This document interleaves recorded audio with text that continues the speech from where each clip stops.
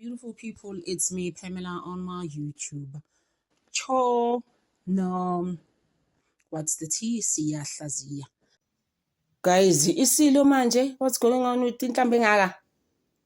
Phela he was just swearing at the wife. Unomzama mleko unomzama kwazi kodwa asayikhuluma indaba yakhe even last day ukuthi why did she agree to marry King Misuzulu kaZwelithini? Why? Ngoba she should have just left.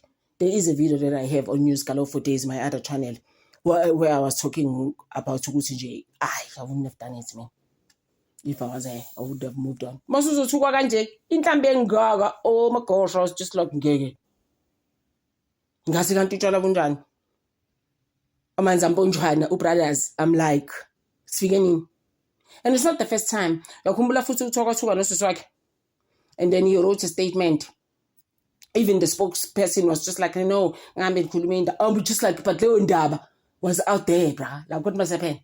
Yeah, I found a video, I'm just like, what the H ELL is going on? Like, we are Tugana Lapa, we are don't to filth. You couldn't try. I'm like, wow.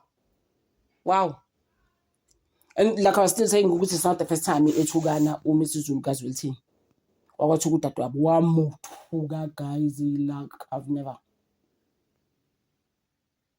It's a lot, guys. To say and there's another one Fuji when he was also dragging Ushembe to filth. Really, bruh? No, that's wrong in so many ways. Uthe uMrs. Zulu kaZwelithini na uyinkosi ngoba uyathakatha kanti futhi Ushembe uyislima. Guys, that's just wrong, eh?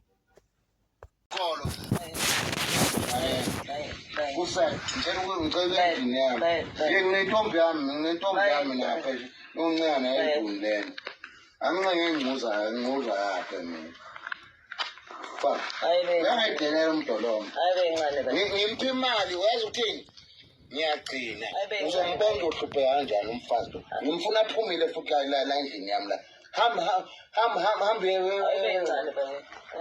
hambe emachobeni ayingibuza stupid question la uduka ngikwalo lalela uyazi wenzeni lengane le kumanje kunento yakhayo lapho wazi induna ziyangibu kufika induna lapho but yini enzo umuntu sizula akhela yena emzini kaba yini lo ekhaya wena